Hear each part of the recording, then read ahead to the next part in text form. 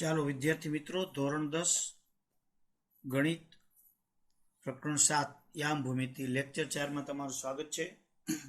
આપણે આ ચેપ્ટરના મિત્રો 3 લેક્ચર આપણે જોયા.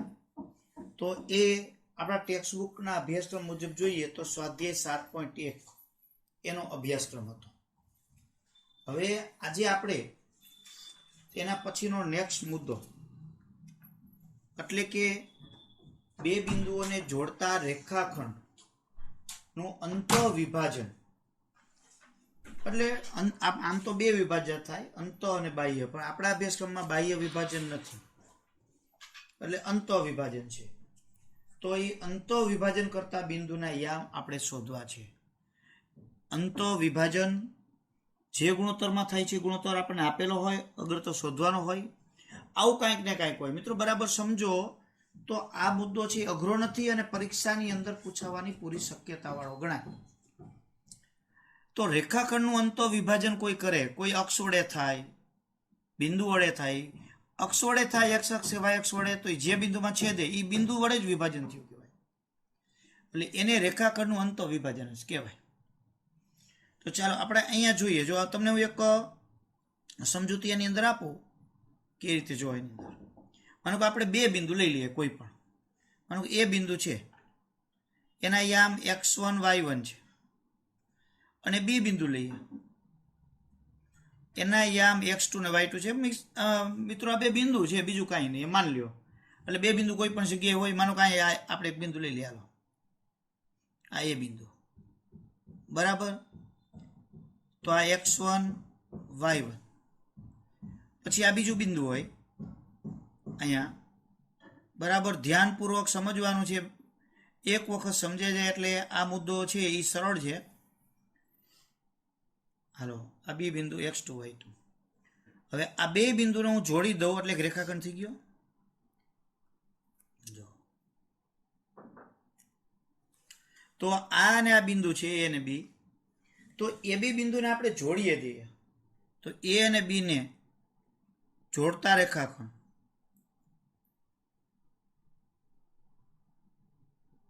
રેખાખંડ એ બી. તો આ રેખાખંડ એ બી થઈ ગયું. હવે આને વિભાજન કરવું છે, એને કાપવો છે, એને ટુકડા કરવા છે, બે ટુકડા. તો જ્યાંથી તમે ટુકડા કરો છો તો એ બે ભાગ થયા. જો એટલે એ વિભાજન થયું, વિભાજન એટલે ટુકડા થવા. માનો કે અહીંયા પી બિંદુ છે, એ આનું વિભાજન કરે છે. જો અહીંયા વાય અક્ષ હોત ને એના ઉપર પી બિંદુ હોત, વાય અક્ષ પીમાં છેદે છે, તો વાય અક્ષ વડે વિભાજન થયું કહેવાય. ટૂંકમાં છેદે તોય ભલે, અથવા બિંદુ હોય તોય ભલે. તો આ જોડતા રેખાખંડ એ બી નું પી બિંદુને એમ ખબર નથી એટલે આપણે એને એક્સ વાય કહીએ.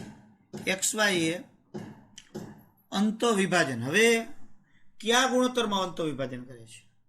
તો એ ગુણોત્તર એટલે શું?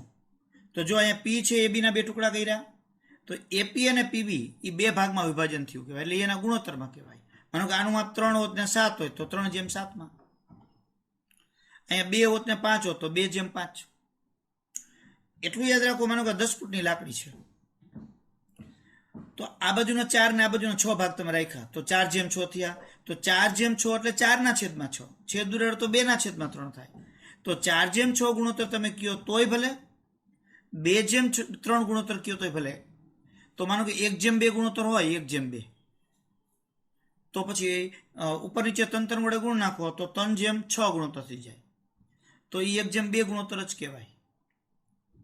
મિત્રો તમારી ઉંમર 15 વર્ષ હોય અને મારી ઉંમર 45 વર્ષ છે માની લ્યો, તો 15 અને 45 ગુણોત્તર કેટલો થયો? 15/45. પણ એ છેદ ઉડાડી જાવ તો 1/3 થયો. હું એમ કહું તમારી ઉંમર ને મારી ઉંમરનો ગુણોત્તર 1/3 છે. તો એનો અર્થ એવો નથી કે તમારી ઉંમર 1 વર્ષ ને મારી 3 વર્ષ.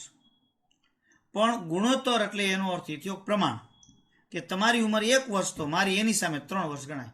પણ તમારી 10 વર્ષ હોય તો મારી 30 થાય, તમારી 15 હોય તો મારી 45 થાય. તો આને ગુણોત્તર કહેવાય.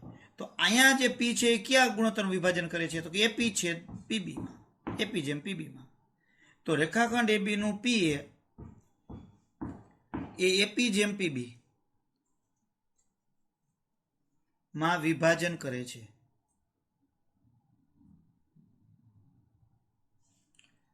હવે આપણે દર વખતે એપી ને પીબી એની જગ્યાએ આપણે સૂત્ર સ્ટાન્ડર્ડ બનાવવું હોય, આ તો પી બિંદુ છે, વિભાજન કરે છે અને પી એક્સ વાય છે. એ તો અહીં આપણે લખ્યું છે એટલે જરૂર નથી. બરાબર. હવે દર વખતે કાંઈ પી બિંદુ ન હોય, અહીંયા ક્યાંક કી બિંદુ હોય, ક્યાંક આર બિંદુ હોય, કોક વળી એમ આપે. તો આપણે અહીંયા ગુણોત્તરને એપી જેમ પીબી છે એને ખાસ નામ આપી દઈએ M1 M2. M1 જેમ M2. એટલે ખાસ યાદ રાખો, પહેલો જ ગુણોત્તર છે. આમ તો ખરેખર એને ક્રમ આપવો જોઈએ, પણ આપણા અભ્યાસક્રમમાં આ વખતે સીબીએસઈ કોર્સમાં ક્રમ કાઢી નાખ્યો. એટલે આમ ક્રમ ખરેખર જરૂરી છે, પણ એને કાઢી નાખ્યો છે, ઉલટાનું સહેલું કર્યું. તો આપણે બહુ વિચારવાનું નહીં, આપણે ડાબી બાજુથી જ આમ ક્રમ ગણવાનો.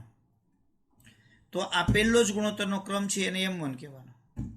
જોજો એપીનું માપ M1 નથી, એનું પ્રમાણ M1 છે, અને આને આપણે M2 કહીએ. તો હવે અહીંયા આપણે ખરેખર આ જોઈએ, વિચારીએ. જો તો શું થયું, તો કે રેખાખંડ AB નું P વડે, બરાબર, AB નું P વડે M જેમ M M2 માં વિભાજન થાય છે. તો હવે મારે અહીંયા જો કેટલી વસ્તુથી સાંભળી લ્યો.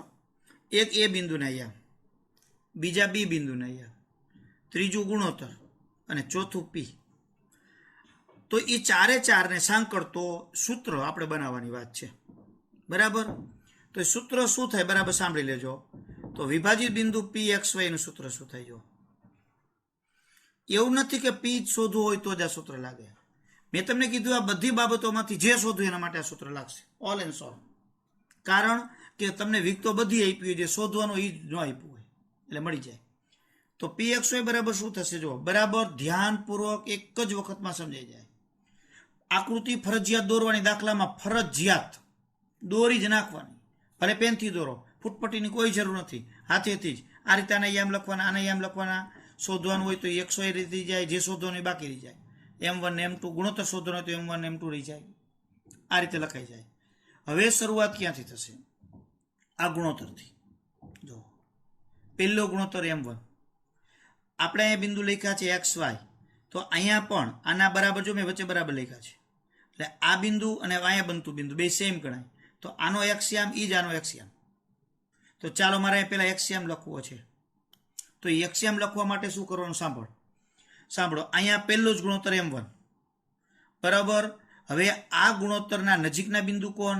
A અને P. એનું દૂરનું બિંદુ કોણ? B. M2 નું નજીકના બિંદુ કોણ? P અને B. એનું દૂરનું બિંદુ કોણ? A. તો આ જે રેખાખંડ અહીંયા ગુણોત્તર છે એમાં AP એનો આખો છે, એમાં કોણ? અહીંયા M1. એનું દૂરનું બિંદુ કોણ? B. તો આ M1 કેને ગુણે? એના દૂરના બિંદુના એક્સિયામને ગુણે. એટલે કે આ M1 છે એના દૂરના બિંદુના એક્સિયામને.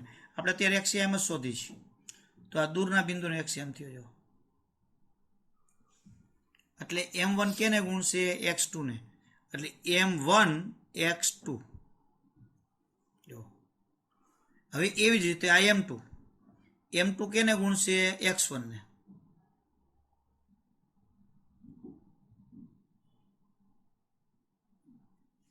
તો M2 પ્લસ M2 કેને ગુણશે? X2 ને, X1 ને. M1 X2 M2 X1. જો ઉલટો સુલટો છેદમાં બંને ગુણોત્તરનો સરવાળો. એટલે એક્સિયમ પૂરો. સિમ્પલ જ છે. પછી દાખલા ગણતી વખતે સીધું જ મૂકવાનું. આ M છે, આ દૂરના બિંદુની એક્સિયમને ગુણે, આ M આના દૂરના બિંદુની એક્સિયમને. ચાલો Y. તો Y માટે એ જ પોઝિશન અને એ સ્થિતિ, એ જ પ્રોસિજર કરવાની છે. M1 કેને ગુણશે? દૂરના બિંદુના Y-યામને, એટલે Y2 ને. એટલે M1 Y2. M2 કેને ગુણશે? એના દૂરના બિંદુના Y-યામને. એટલે વધતા M2 Y1 છેદમાં M1 પ્લસ M2 કૌંસ પૂરો. આમ થાય. m1x2 વત્તા m2x1 છેદમાં m1 પ્લસ m2. એટલે સૂત્ર પાકું જ કરવાનું છે અને દર દાખલામાં સૂત્ર લખવાનું. ફરીથી જોઈ લ્યો, m1x2 m2x1 m1x2 ઉલટું સુલટું 1 2 1 2 જો m1x2 m2x1 m1 વત્તા m2 અને આ રીતે થાય. એ જ રીતે વાયમાં m1y2 વત્તા m2y1 છેદમાં m1 પ્લસ m2. હવે અહીંયા તમે આ સૂત્રમાં જુઓ, જો આ શોધવાનું હોય તો આ બધું આપ્યું હોય એટલે શોધાઈ જાય. ઘણીવાર શું થાય, આ બંનેમાંથી એક જ યામ આપ્યો, એક શોધવાનો હોય તો ગુણોત્તર નો આપ્યો હોય. એટલે કેટલી વસ્તુ આની અંદર કુલ થશે? જો એક એના યામ, બીના યામ, પછી ગુણોત્તર અને પીના એક્સ અને વાય યામ. કાંઈક ને કાંઈક ખૂટતું હોય એટલે તો તમને બાકીની વિગત આપી હોય એના ઉપરથી મળી જ જાય. હવે ઘણી વખત આ જ સૂત્રમાં બીજું એક સૂત્ર બની જાય એના ઉપરથી. જો એ પણ જોઈ લઈએ. જો વિભાજનમાં ગુણોત્તર m1 જેમ m2 છે, ગુણોત્તર m1 જેમ m2 માટે m1 ના છેદમાં m2 લઈએ તો પણ ચાલે, એક જ કહેવાય. અને જેમાં m1 ના છેદમાં m2 બરાબર k લઈએ તો આખું કેવી રીતે બને છે જો. એટલે હવે આપણે પાકું જ કરી નાખવાનું. m1 ના છેદમાં m2 એટલે k. તો k નું જે મૂલ્ય આવે, માનો કે k નું મૂલ્ય આવ્યું 2 ના છેદમાં 3, તો ગુણોત્તર 2/3 થઈ ગયો, કારણ કે ગુણોત્તર તો m1 જેમ m2 છે. તો હવે આવું આપણે m1 ના છેદમાં m2 આપણા સૂત્રમાં બનાવવું છે. તો આપણે અહીંયા pxy લઈએ. જો હું બધાને આખા ઉપર નીચે અંશ અને છેદને સરખી સંખ્યા વડે ગુણો કે સરખી સંખ્યા વડે ભાંગો તો કિંમતમાં કાંઈ ફેર પડે નહીં. તો હવે અહીંયા m2 વડે ભાંગી નાખીએ. તો m2 વડે ભાંગી નાખીએ તો m1 ના છેદમાં m2. જોજો મેં અહીંયા m2 વડે ભાંગ્યા એટલે ઉપર નીચે બધે ભાંગો આપણે. તો અહીંયા m2 ના છેદમાં m2.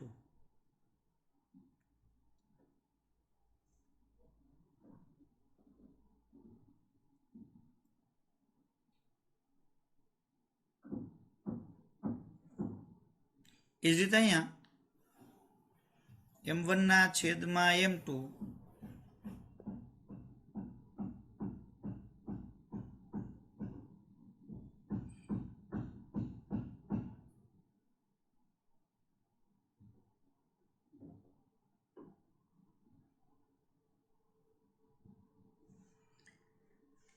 હવે m1 ના છેદમાં m2 એટલે આપણે k મૂકી દઈએ. જો તો k x2 અહીંયા તો ઉડી ગયા એટલે x1,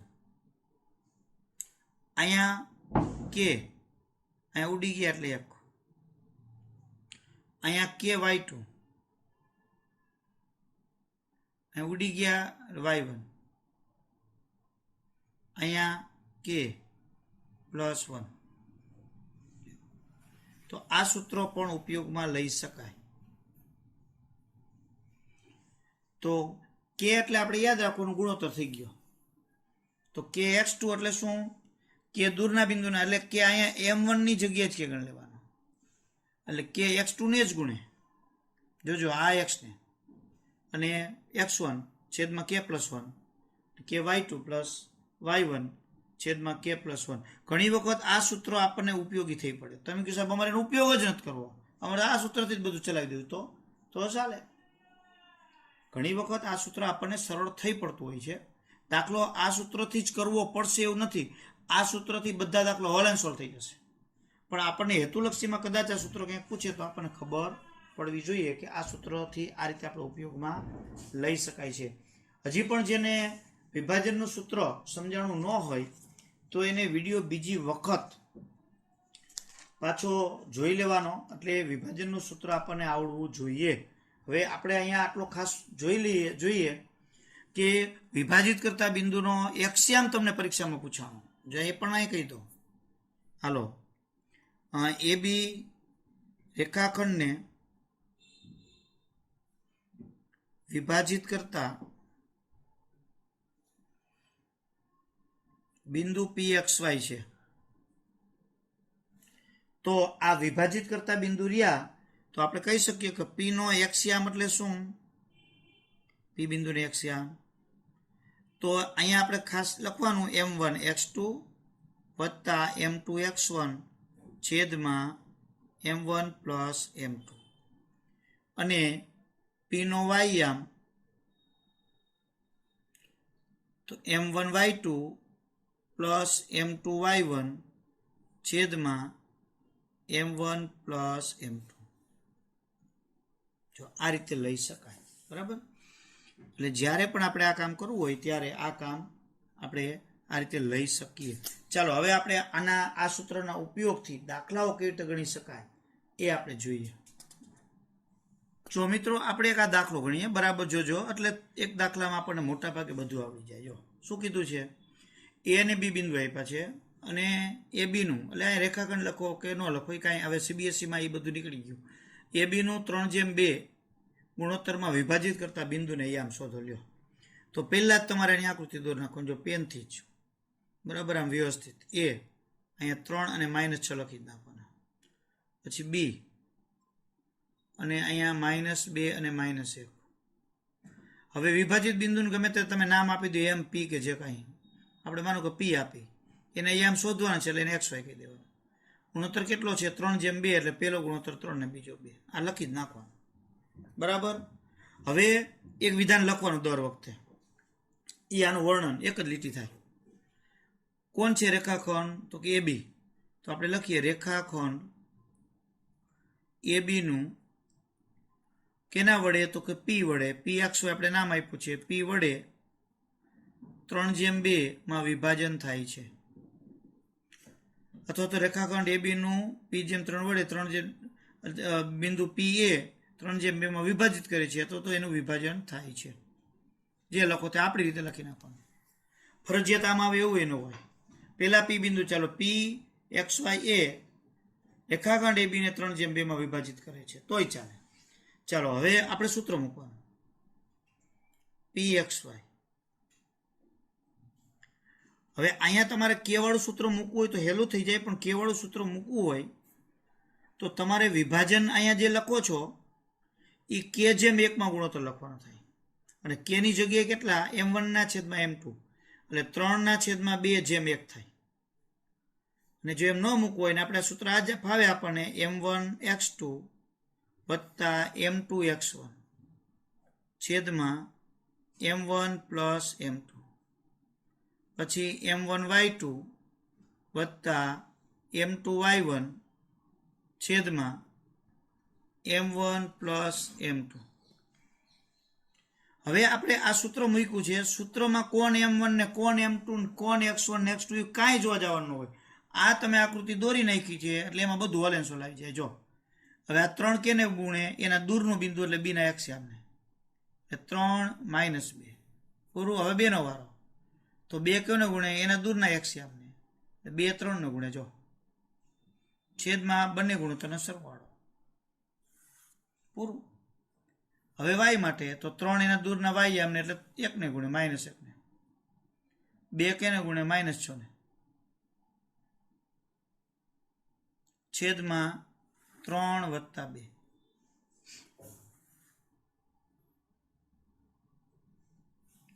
અહીં 3 દુ 6 માઇનસ પ્લસ 6 છેદમાં 5 -3 -12 છેદમાં 5. તો 6 -1 પ્લસ એટલે 0, 0 છેદમાં 5 એટલે 0. અહીંયા -3 ને -12 એટલે -15/5 ઉડી જાય એટલે 3. તો અહીંયા જવાબ મળ્યો 0 અને -3. લ્યો, વિભાજન થઈ ગયું, પૂરું થઈ ગયું. દાખલો જ પૂરો. 2 માર્કમાં કે 3 માર્કમાં દાખલો પૂછાય તો દાખલો છે એ ફિનિશ થઈ ગયો. એટલે આ રીતે વિભાજિત બિંદુઓનો આપણે કોઈ પણના વિભાજિત બિંદુને શોધવા આવ્યા તો આપણને આવડી જાય. દાખલાને 1-2 વખત રિપીટ કરી નાખવાનું વિડીયો જોઈને, એટલે તમને આ એક રીતના દાખલાઓ છે એ આની અંદર આવી જાય.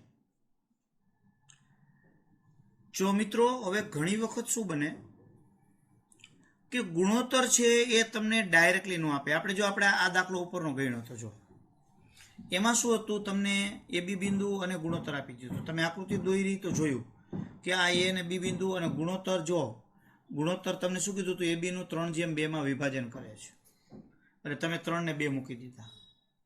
પરંતુ ઘણી વખત આપણને જે ગુણોત્તર જોતો હોય ન મળે, બીજું આપ્યું. જો આ રકમ લખી, એમાં જો તમે જો બિંદુઓ એ બી હોય અને પી એ રેખાખંડ એ બી પરનું બિંદુ હોય, એટલે પી એ બી પર છે અને એનું વિભાજન કરે છે.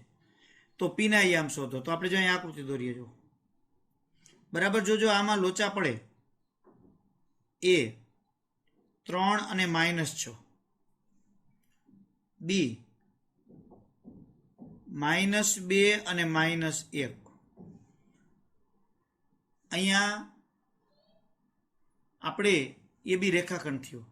હવે પી બિંદુ આના ઉપર કોઈ પણ જગ્યાએ છે, ક્યાં છે એ આપણને ખબર નથી, પણ એની જગ્યાએ આપણને ગુણોત્તરમાં શું આપી દીધું છે, પીબી બરાબર 2/5 AB.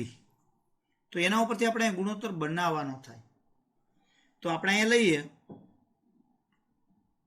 જો પીબી બરાબર 2/5 AB છે. પહેલા તો આપણે એને હાથ ધરીએ, કારણ કે ગુણોત્તર આપણને એના ઉપરથી જ મળશે. આપણે ગુણોત્તર ખરેખર સાચો કયો જોઈએ છીએ, એપી જેમ પીબી જોઈએ, તો જ આપણું કામ થાય, નહીતર ન થાય.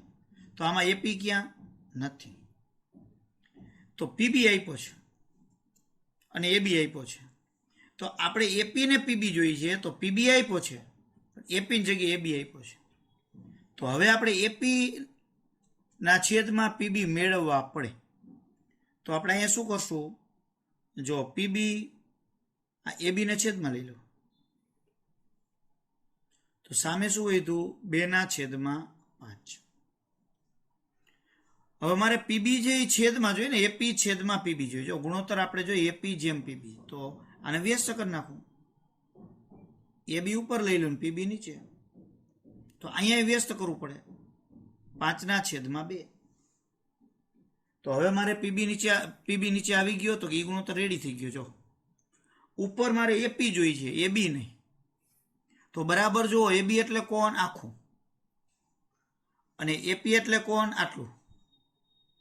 તો આ એબી માંથી હું પીબી ને બાદ કરી નાખું, તો એપી જ વધે.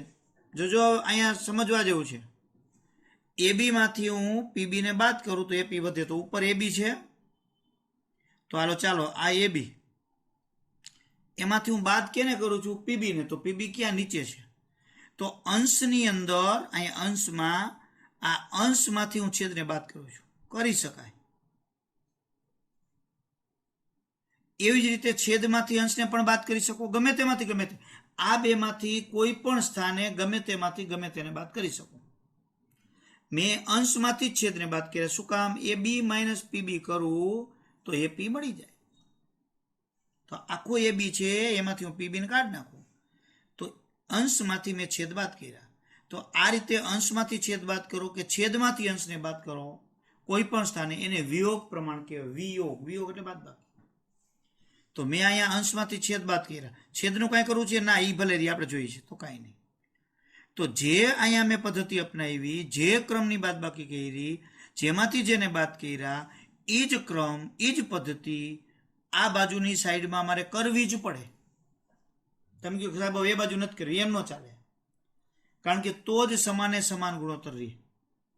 તો મેં અહીંયા શું અપનાવ્યું છે, અંશમાંથી છેદને બાદ કર્યા.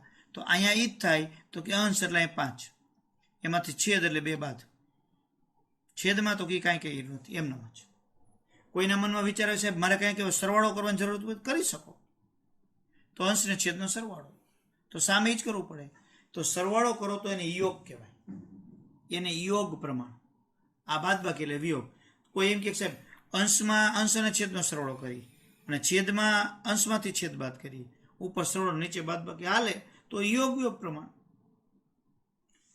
ચાલો, આપણી બુદ્ધિમત્તા પ્રમાણે આપણે આના છેદ આ ગુણોત્તર આવી જવો જોઈએ. તો એ બી માંથી પીબી બાદ એટલે એપી, છેદમાં પીબી એમ ને.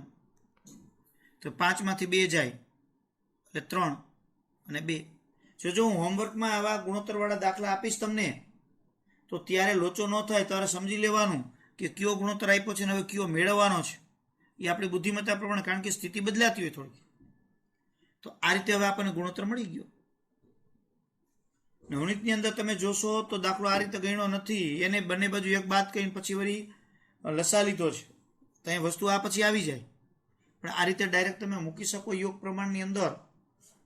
હવે આપણને વિભાજિત બિંદુને યામ કીધા છે, તો હવે આપણો પ્રોપર ગુણોત્તર આવી ગયો. જો AP 3 અને આ 2. તો હવે આપણે અહીંયા સૂત્ર મૂકી શકીએ. પહેલા લખીએ વિધાન, AB નું P વડે 3/2 માં વિભાજન થાય છે.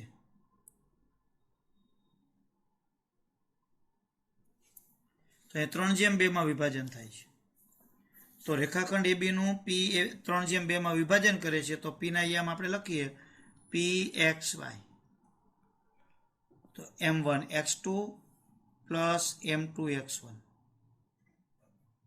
છેદમાં M1 plus M2, M1y2 plus M2y1 છેદમાં M1 પ્લસ M2.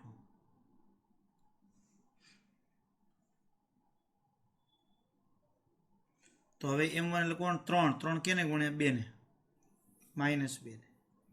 2 કેને ગુણે? 3 ને. તો અહીંયા 3 વત્તા 2. 3 કેને ગુણે? -1 ને, અને 2 -6 ને.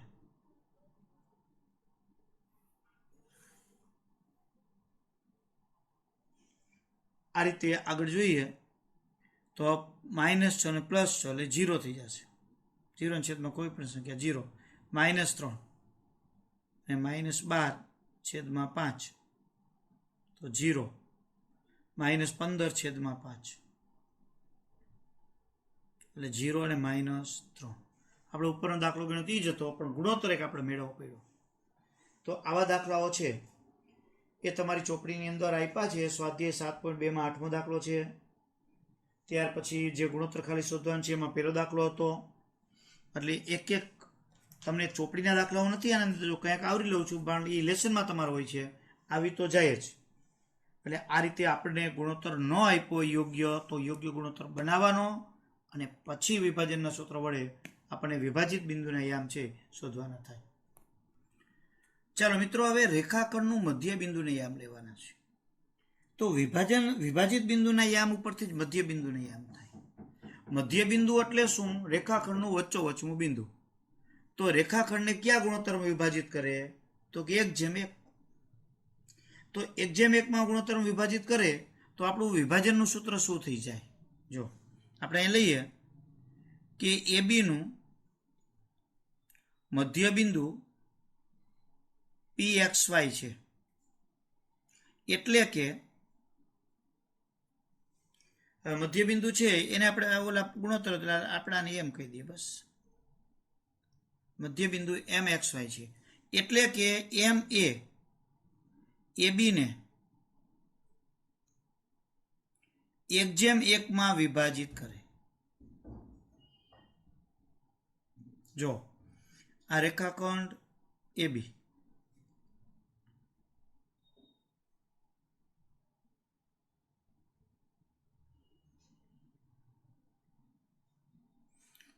હવે એનું મધ્ય બિંદુ એટલે અહીં વચ્ચોવચ થાય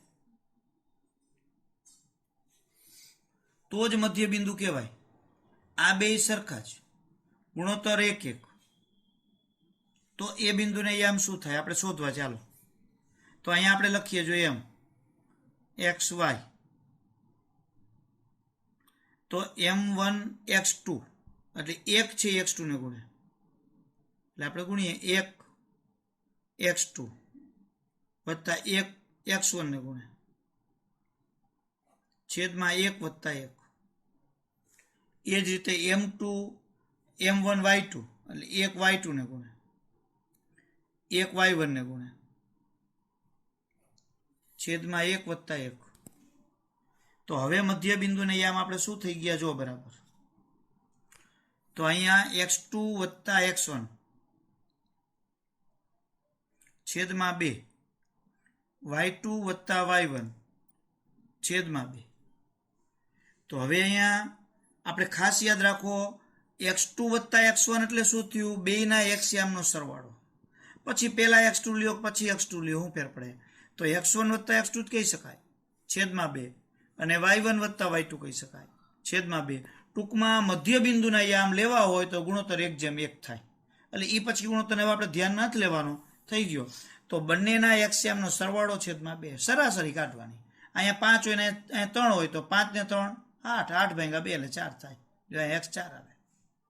સિમ્પલ જ છે, આવ એકદમ ઈજી. તો આપણે અહીંયા લખીએ એના માટે તો રેખાખંડ ના મધ્ય બિંદુ, રેખાખંડ AB ના મધ્ય બિંદુ M માટે, તો અહીંયા મધ્ય બિંદુ M XY નું સૂત્ર શું થયું? x1 વત્તા x2 છેદમાં 2, y1 વત્તા y2 છેદમાં 2. ટૂંકું ને ટચ બંને એક્સયામનો સરવાળો છેદમાં 2 અને બંનેના વાયયામનો સરવાળો. જેટલા આયામનો સરવાળો કરો એટલા છેદમાં આવે. આપણે એક એક્ઝામ્પલ લઈ લઈએ. જો એના ઉદાહરણ તરીકે તમને મધ્ય બિંદુ શોધવાનું કહે. તમને એમ કીધું કે 5 અને 3 અને બી 3 અને 7, તો રેખાખંડ AB નું મધ્ય બિંદુ શોધો. તો AB નું મધ્ય બિંદુ શોધો. જો આમાં તમે આકૃતિ દોરો તો ભલે, ન દોરો તો ભલે, બહુ જરૂર નથી. તો અહીંયા લખી શકો મધ્ય બિંદુ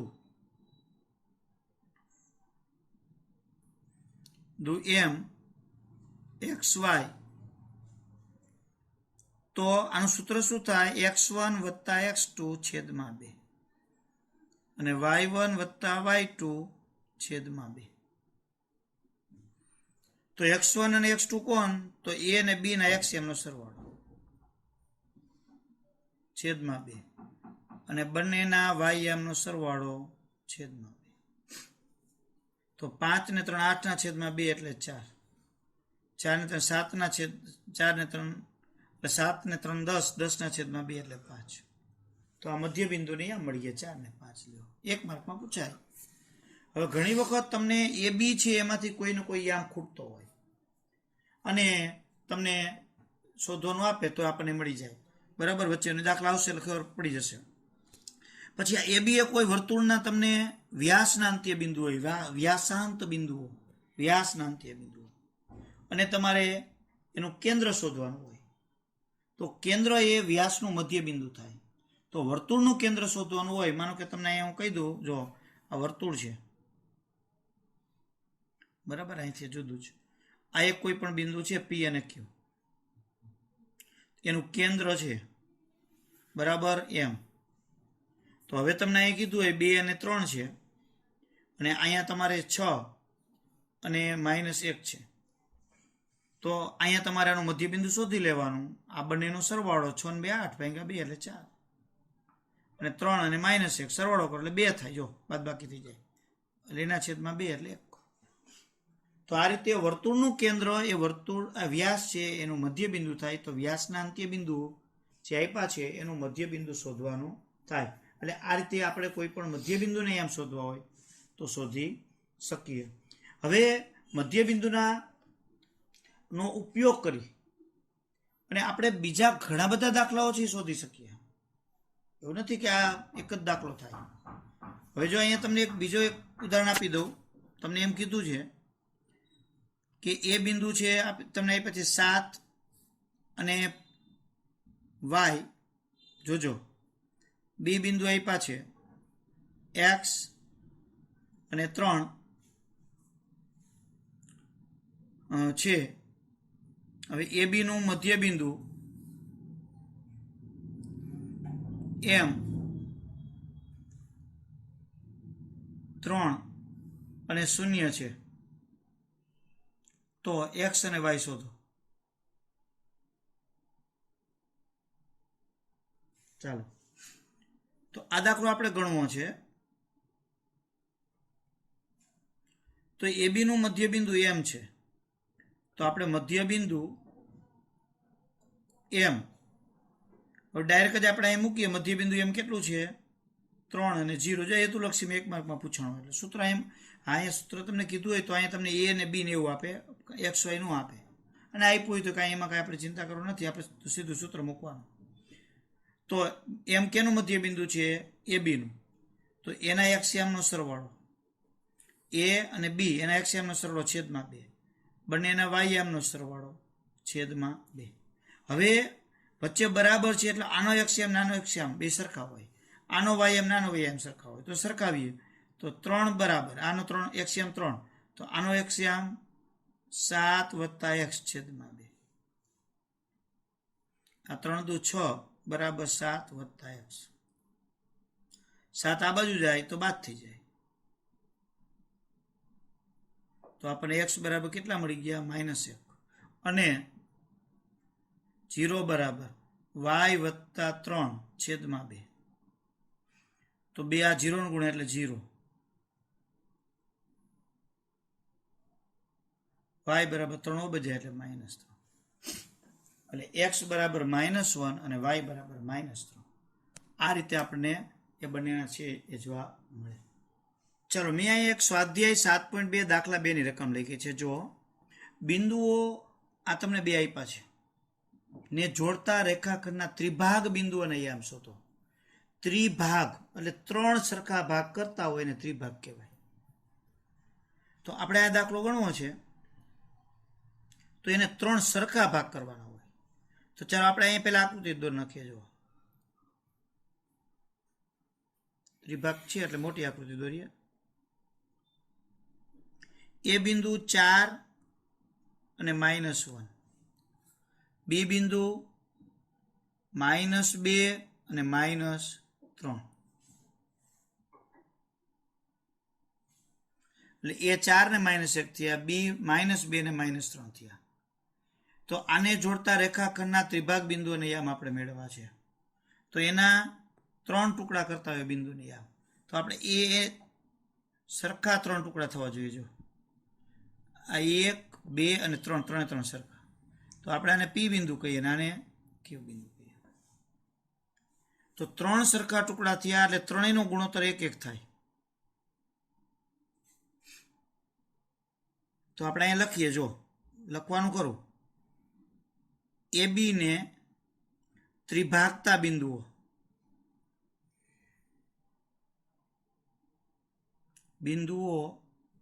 પી અને ક્યુ છે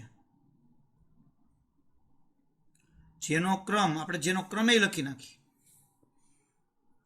તો કે પેલા એ પછી પી પછી ક્યુ અને બી છે આવો ક્રમ આપણે લીધો છે ચાલો હવે અહીંયા ત્રિભાગ બિંદુઓને આપણે આમ શોધવા છે તો આપણી પાસે કોઈ પદ્ધતિ રીત સૂત્રો આપણે શું ઉપયોગ કરશું તો આપણી પાસે શીખેલા છે એમાંથી જ ઉપયોગ કરવાનો છે નવું કાંઈ લાવવાનું જ નથી તો હવે તમે અહીં જોઈ શકો હવે આખી આકૃતિની અંદર તમે જુઓ શું કહેવા માંગે છે માનો કે પી છે અત્યારે આપણે ક્યુને ભૂલી જાઓ હા ક્યુ છે ખરું એક ભાગ છે એમ છે જ બરાબર અત્યારે આપણે ક્યુને ધ્યાનમાં ન લ્યો તો ચાલો પીને ધ્યાનમાં લઈએ તો આ રેખાખંડ એ બી છે એનું પી કયા ગુણોત્તરમાં વિભાજન કરશે તો કે આ બાજુનો ટુકડો 1 ગણીએ તો આ ટુકડા કેટલા થશે 1 ને 1 2 તો આપણે કહી શકીએ કે અહીંયાથી આટલો ભાગ 1 થયો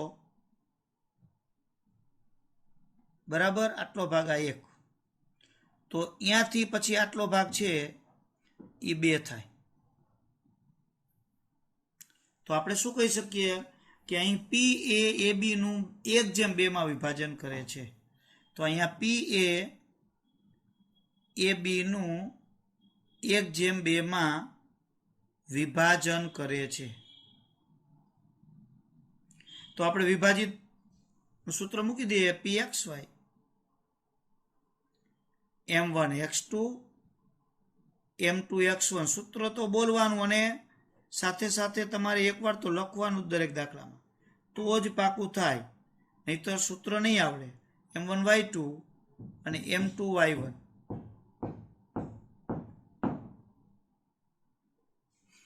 ચાલો હવે આમાંથી કિંમત હવે જો ગુણોત્તર 1/2 નો ગણવાનો તો 1 કે ને ગુણે -2 ને 2 કે ને ગુણે 4 ને 1 + 2 ફટ દઈને થઈ જાય. જો 1 કોને ગુણશે? -3 ને, અને 2 કોને ગુણશે? -1 ને. જો મિત્રો આખો વિડીયો એક સાથે ન જોવો હોય તો કંઈ બહુ જરૂરી નથી. હું તમને જે એક ઉદાહરણ આપું છું એ એક વિડીયો જોઈ લ્યો, પછી એના અનુસંધાને એક્સરસાઇઝમાં દાખલા હોય. હું તમને એબીસી, અહીંયા તમારે 3 એક્સરસાઇઝ છે, 3ના દાખલા એબીસી થશે 3 પ્રકારના. તો એક બરાબર સમજી, એક દાખલો બરાબર સમજી લ્યો, ઉદાહરણ બધું, અને પછી એવા જ દાખલા જે લેસનમાં હોય એને ગણી લ્યો. થઈ જાય. વળી પછી એક બીજો દાખલો જોવો, વળી પછી એના જેવા ગણો, તો એ વધારે ફાયદારૂપ નીવડે અને આપણને આવડી જાય. ચાલો, અહીંયા -2, અહીંયા 4 દુ 8, છેદમાં 3, -3, -2, છેદમાં 3. તો અહીંયા -2 અને 8 એટલે 6 વધે, 6ના છેદમાં 3, અને અહીંયા -5ના છેદમાં 3. તો વિભાજિત બિંદુ તમને મળી ગયું 2 અને -5ના છેદમાં 3. એક બિંદુ મળ્યું P. હવે તે જ રીતે એ જ વસ્તુમાં જો તમે Q છે એનો હવે તમે ગુણોત્તર લ્યો અહીંથી, તો આ 2 ભાગ થયા. જો 2/1, અને આ જ રીતે સૂત્ર મૂકી 2/1 થી પણ તમે શોધી શકો. આ રીતે શોધી શકાય, પણ એની બીજી રીતથી પણ તમે શોધી શકો. તો એ કઈ રીતે વળી? જો તમે એમ કહો સાહેબ Q ને 2/1 જ લઈ લ્યો ને કામ પતી ગયું, તો ચાલે. પણ Q છે એ જો હવે PB નું મધ્ય બિંદુ થઈ ગયું. જો તો P ના યામ તો તમને મળી જ ગયા, B ના ખબર જ છે, તો મધ્ય બિંદુથી મળે. તમે કહે સાહેબ તો P એવી રીતે શોધ્યું તો ન મળે. શું કામ? P એ Q નું મધ્ય બિંદુ છે, અને Q ના યામ આપણને પહેલા ખબર નહોતા. એટલે એકવાર તો P ના યામ તમારે આ રીતે શોધવા જ પડે. તો હવે તમે 2 રીતે કોઈ પણ રીતે દાખલો કરી શકો. ચાલો મધ્ય બિંદુથી આપણે લઈએ, તો આપણે લઈએ કે Q એ PB નું મધ્ય બિંદુ થશે. તો અહીંયા Q XY, તો મધ્ય બિંદુનું સૂત્ર x1 + x2 છેદમાં 2, y1 + y2 છેદમાં 2. તો કેનું મધ્ય બિંદુ Q છે? PB નું. તો P ના યામ તો કે આપણે શોધ્યા. જો તો એનો x યામ અને B નો x યામ એ બેનો સરવાળો. તો Q નો x યામ 2 અને B નો તો -2 છે. તો અહીંયા -2 લખો, અથવા પ્લસ કહીને કૌંસમાં માઇનસ લખો, તો એ માઇનસ જ થઈ જવાના. જો એ જ રીતે P નો y યામ, તો P નો y યામ એટલે -5ના છેદમાં 3 વત્તા -3, કારણ કે B નો y યામ -3 છે, છેદમાં 2. તો વત્તા 2 ને ઓછા 2 એટલે 0 ને છેદમાં 2 એટલે 0. અહીંયા તો કે જો અહીંયા અંશમાં અપૂર્ણાંક છે અને સરવાળો છે, તો અંશમાં પહેલા લસા લેવો પડે 3. તો અહીંયા -5, તો આના છેદમાં કાંઈ નથી એટલે આને 3 ગુણે એટલે 3 × 9 માઇનસ છેદમાં 2. તો અહીંયા 0, -5 ને -9 એટલે -14. અંશનો છેદ છેદમાં જતો રહે એટલે 2 ને 3 ગુણે છેદ ઉડાડી દો એટલે 7. તો અહીંયા 0 અને -7ના છેદમાં 3. તો આ રીતે આપણને છેલ્લે જવાબ લખવાનો. તો આ રીતે 2 ત્રિભાગ બિંદુ મળ્યા. તો આપણે લખવાનું કે અહીંયા કંઈ માગેલ ત્રિભાગ બિંદુઓ P 2 -5ના છેદમાં 3 અને Q 0 અને -7ના છેદમાં 3 છે.